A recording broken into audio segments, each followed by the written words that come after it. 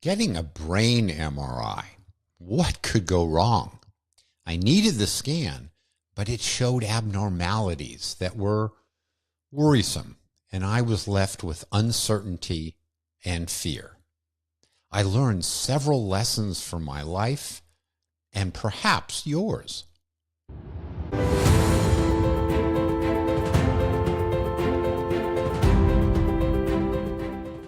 Welcome, everyone, to episode 33, Brain MRI. What could go wrong?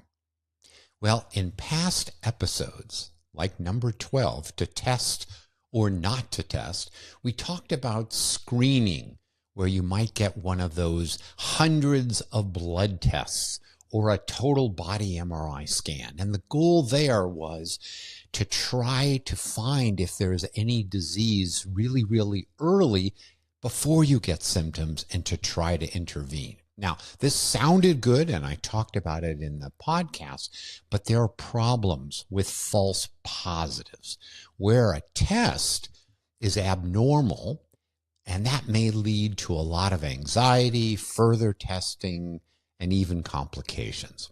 Now, I have my own story to tell and share, and I think there's some lessons for me, and I think maybe some lessons for you from what I experienced. So let's begin with my story. Now, this is not about a screening MRI scan. This was not something that I was like, well, maybe I should just do this to see what might be there. I woke up a couple months ago and the room was spinning. Now, I wasn't lightheaded. It was truly spinning. And as I would get out of bed for about 30 seconds, everything would just be spinning in circles and then it would go away. But I had kind of a low-grade headache, almost like a hangover during the course of the day. Now, when this comes on suddenly like this, the most likely cause, it's what's called benign paroxysmal positional vertigo. It's a long name, but basically it has something to do with what's going on in your inner ear, and there are little crystals in there, and sometimes they get into the wrong place, and that can cause the problem. And it usually resolves in a few days or perhaps a few weeks. Well, several months went on, and it was still there. And I was like, this isn't normal. This doesn't seem like the benign positional vertigo. I wonder if there's something more I should be aware of. So I went to my primary care doctor, and he and I thought that getting an MRI scan made some sense. Now, as I titled this, what could go wrong with an MRI scan? Well, as I walked in there, the technician said, well, do you have any metal in your body? Like a foreign object or an artificial joint or a pacemaker. And I had this image that if I had one of these things with the magnet in the MRI scan, and it's a huge, powerful magnet, all these things could come flying out of somebody's body, which of course would be rather dangerous. And what I learned was, no, I don't have any metal in my body, but if I did something like that, they aren't going to come flying out of your body, but they could get dislodged a little bit, and that wouldn't be ideal. And so, of course, you want to tell people at the MRI scan place about it. Well, I live in Austin, and everybody and his brother has a tattoo, and they ask you about tattoos because I guess some of the tattoo paint may have some metal in it.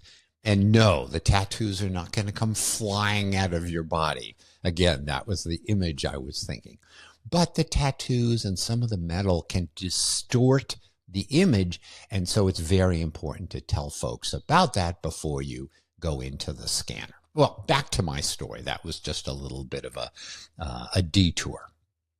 So I went and did the MRI scan, and doing the study was pretty uneventful. Now, they talk about what are called open MRI scans. And this means that, the head of the scanner and the foot of the scanner are open. But when you're actually doing it, you're in a tube, even though the tube isn't closed at one or the other end, you're in a tube. And for some people, it can cause some claustrophobia or feeling uncomfortable. Now, as we learned in episode 5 about mind-body harmony and meditation and breath work, that's what I did. I closed my eyes while I was in the scanner, and it took 15-20 minutes, and was able to meditate. And if I had any anxiety about being in this narrow tube, the breathing and the meditation helped me a lot. So if you ever need to do an MRI scan and this is something you're a little uneasy about, maybe try some breath work or meditation. Okay, so the results. Now, what was remarkable is that when you leave the MRI scanner area, the technician says, well, this has to be reviewed by the radiologist, and you'll get results in the next 1 to 2 days. And it turns out, at least in Texas, I don't know if this is absolutely true everywhere, but once the radiologist has completed the report, in the old days, they would send the report to your doctor who ordered the test. The doctor would review that, and then it would be released to you, the patient. But now, apparently the laws are, at least here, that they have to release the results to me at the same time as they release it to the referring doctor. So before I got to my car, I looked at my email, and lo and behold, there was the report, which was unbelievable that I got it within probably 10 or 15 minutes. This is all now electronic, so presumably they sent the MRI scan to some remote location where the radiologist was just sitting and available, read the report, and within 10 or 15 minutes I had it, which is quite remarkable. Okay, so the good news is that when I read the scan results, there was no evidence of a tumor. There was also no evidence that might explain the vertigo. And here's the kicker. They wrote on the report the following: chronic microhemorrhage in the left frontal lobe, white matter. Now, obviously, there's a lot of gobbledygook here, and you probably don't necessarily need to worry about, what exactly it said. But chronic microhemorrhage. Now, that can't be good. As I was reading this, I'm saying, this can't be a normal thing, and I'm not sure I'm happy about hearing I have a chronic microhemorrhage in the front part of my brain. And this also brought to memory my brother-in-law, who at a young age had frontal lobe dementia, which was quite devastating on the family. And so this brought to mind, could this lead to something like that? All right, so now I'm thinking about this as I'm driving home in my car. Of course, as soon as I get home, I have to start doing my scientific homework. What is chronic microhemorrhage? What does this mean? And I found review articles, and I found, primary studies, and, reached out quickly to my primary care doctor. And again, he didn't know definitive answers about this either. So what did I do? And this may be a lesson for you. I started a list of questions because I knew ultimately I was going to have to see a neurologist. And so this was the beginning of get ready for that visit. First question, what does it mean? What does it mean to have chronic microhemorrhage? Secondly, what causes it? And I learned that it could be high blood pressure, and I have high blood pressure, which has been treated well, but maybe that caused it. And then there's something that worried me more, and it's called amyloid angiopathy. Now, when you hear the word amyloid, you think maybe Alzheimer's disease. So now I'm worried that potentially this puts me at significant risk for Alzheimer's disease at a young age. Now, all of these specific questions are not ones that are probably going to apply to you, or hopefully won't apply to you. But the process of asking these questions, and I'm just giving you these as examples as to what you might do if something like this arises. So as I was reading about amyloid angiopathy, which is basically a blood vessel problem due to the amyloid, I was asking questions. Does it increase my risk of dementia? The answer is yes, several-fold increase, it appears. How common is finding something like this at my age? And if there are chronic microhemorrhages, how do I reduce getting more of them? Because clearly more of them can't be good. I was on low-dose aspirin related to my cardiac risk, and should I stop the low-dose aspirin? All right, so these were some of the questions that I was starting to wrestle with. Now, over the next number of days, there was an emotional impact. So I'm very healthy. I follow the 6 pillars. Of course, I talk about them with you, so of course I have to follow them. And you realize, well, look, bad luck happens, even when you're healthy or appear healthy, and even when you're doing all the preventive care work that you can do. So maybe this is something that was my bad luck. And then I began to sort of reflect on, well, I'm not going to die tomorrow from this, but it could mean that dementia strikes in some number of years in the future, not 20 or 30 years, but maybe over the next 3, 5, 7, 9 years. And what if I only have those number of good years left?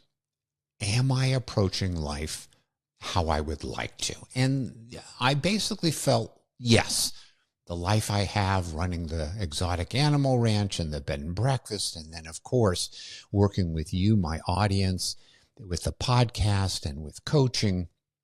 Yes, I think I am living my life like I would like to. I love my wife. I love my family. I appreciate them. So that part I felt pretty good. But then I was like, things like, well, I've saved money over the years. If I had a more limited number of future years, would I do anything different? And my wife and I have been talking about going to Europe. And I'm like, yeah, we're definitely going business class. There's no reason to not at this point in our lives, whether I'm destined to have dementia in the near term or not. Let's make that decision. All right, so these were the questions that I had queued up. This is some of the emotional impact that I was facing. What do I do next? Well, clearly the next step was to see a specialist, in this case, a neurologist. So this is something that many of you will face, which is in many, many cities, increasingly to see a specialist can take a long time. It can take months to get to see the specialist you really, really want to. So I had a discussion with my primary care doctor. Do I wait for the special neurologist at the academic center who might be the most expert at this issue of chronic microhemorrhage? Or do I find a neurologist that's more available? Maybe not on the 10 best neurologists list in the United States, but I was thinking, this has got to be a relatively common question that comes up, and any good neurologist should be able to help me at least take things the next step. So we chose, my primary care doctor and I, to go to a neurologist who had availability quickly for me. And I was able to schedule to see him within a week, which was really quite remarkable. On Tuesday, I had the MRI scan, and as I said, 15 minutes later, I had the results. And then within a week, I would get to see a neurologist who could help me begin to understand what the journey was ahead of me.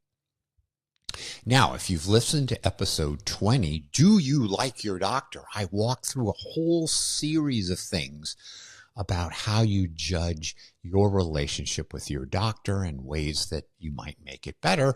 By all means, listen to episode 20 if you haven't, or if you'd like to refresh your memory. And so there were a whole lot of things I was thinking about as I was going to visit the neurologist. And as it turned out, he checked off many of the boxes of things that are very important.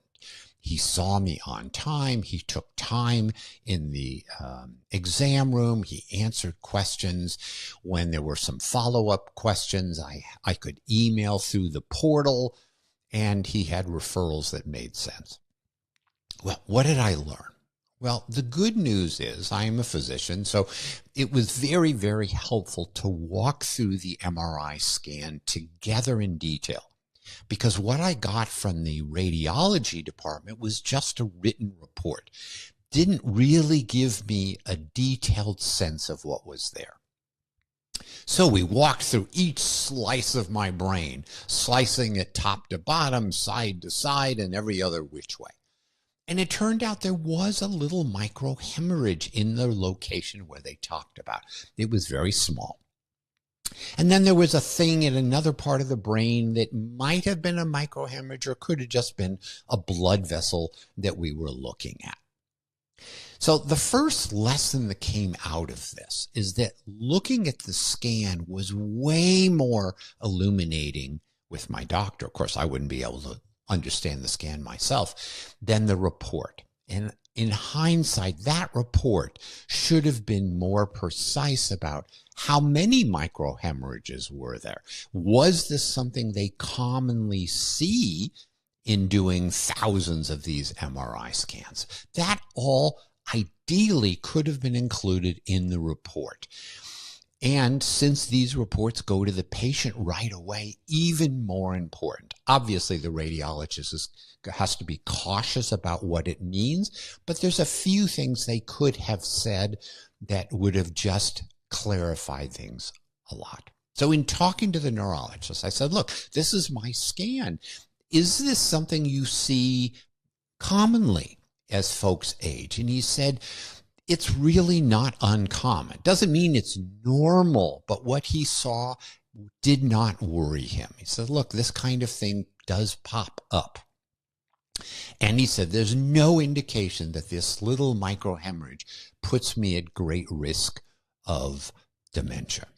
And this was the good news because, as I've talked about, when you do a screening test, and again, this wasn't a screening test, you want to reassure yourself that there's no evidence of early disease. So I took this as an opportunity to say, well, I got the scan, and obviously I got this abnormality we're not happy about, but let's take a look at the brain more generally.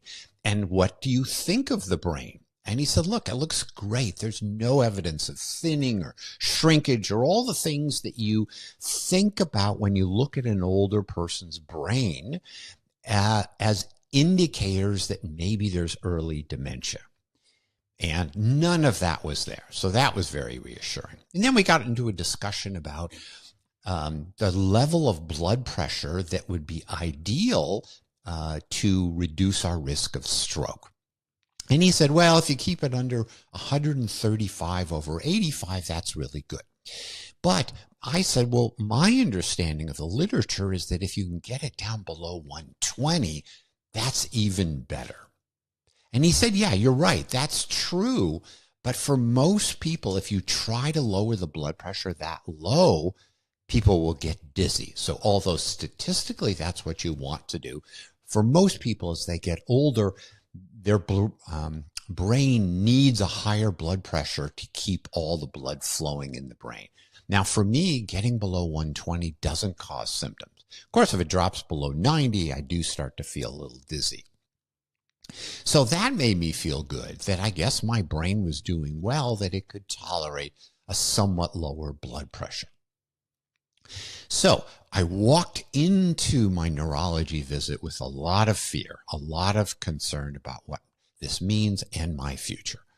And for me, I was very fortunate that I left the neurology office feeling even better about my brain than before, because it was clear I didn't have a brain tumor and not likely to get one in the next year or two, because these are often slow growing. And that the brain looked good and healthy and no early signs that maybe something's going on. All right, so now I'm left with the most likely diagnosis. that I in fact have that benign positional vertigo, even though usually it's gone within, days, weeks, or up to a month. Yes, after 2 months, I did have continuing symptoms. But the good news is actually between the 2 months and 3 months, it finally did pretty much go away. But you have to ask yourself the question. I ask myself the question, but I don't want the vertigo to come back. What's the likelihood it will? And this is true for all sorts of illnesses. You want to know, is it going to come back? Well, there's about a 25% rate of reoccurrence in the next year. So, of course, I asked the question, can I reduce that risk? So went to the literature, and it appears from some studies that vitamin D can reduce the risk. Oh, great. So let's take vitamin D supplements. But, and this is why it's so important not to get carried away with studies without reading them more carefully. The only time vitamin D helped for these vertigo patients was if your vitamin D level was already low.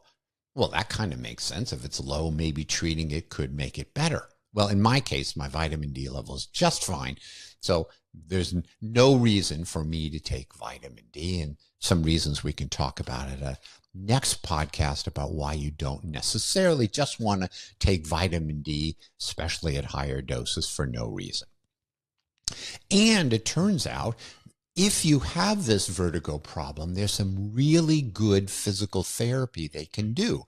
Basically, it has to do with lying you down and turning your head in certain positions.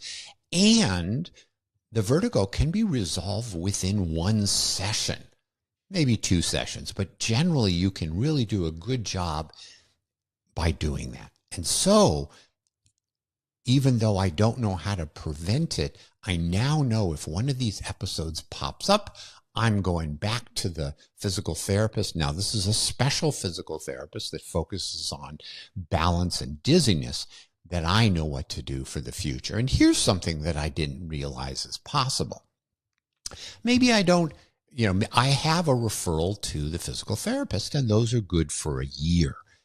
But I'm like, well, what if I get this episode again 18 months from now? And what the physical therapist said to me is, what you can do on a yearly basis is ask your doctor just to put in a referral, even though you don't need it. And that referral will be good for the next year. So if anything happens, I don't have to reach out to my primary care doctor, wait for them to make the referral get to the physical therapy place. It can be like a standing order, and it will always be available to me. So if you have recurrent episodes of back pain or something else, this could be something you just keep in place so you're ready if a problem occurs. All right, let's sum things up. This was an episode I wanted to share with you because there were lessons learned by me, and maybe lessons that would be helpful for you. First lesson. Even a test that you need, in this case the MRI scan, which was clearly indicated after several months of symptoms not going away, even a test that's needed can send you down an anxiety-ridden rabbit hole, because it may come up with something that doesn't explain what's going on but could lead to worry. Second lesson. When choosing for me when to see the neurologist and whether to go to the super specialist or somebody who is more available, sometimes quick answers beats the super specialist answer. So waiting 6 months would have led to a lot of anxiety, a lot of uneasiness. And in the end, I would have learned from the super specialist that, yeah, it's not something to worry about. So for me, getting that answer within a week was really important. Now, I could have always seen a second neurologist from a tertiary care center after that. So for me, and this is something to keep in mind, maybe you just want to find somebody that's relatively available and then see how that goes. And if you still have uncertainties, by all means, then go to the next tier of specialist. But for me, that quick approach, which gave me an excellent set of answers, really was wonderful rather than waiting 6 months. So I hope you don't get a worrisome diagnosis. As we age, probably we will at some point, but perhaps my journey might be helpful for you and give you some ideas about how you might address it. Let me know your story if something like this has happened, and maybe I can share that with our listeners and help all of us.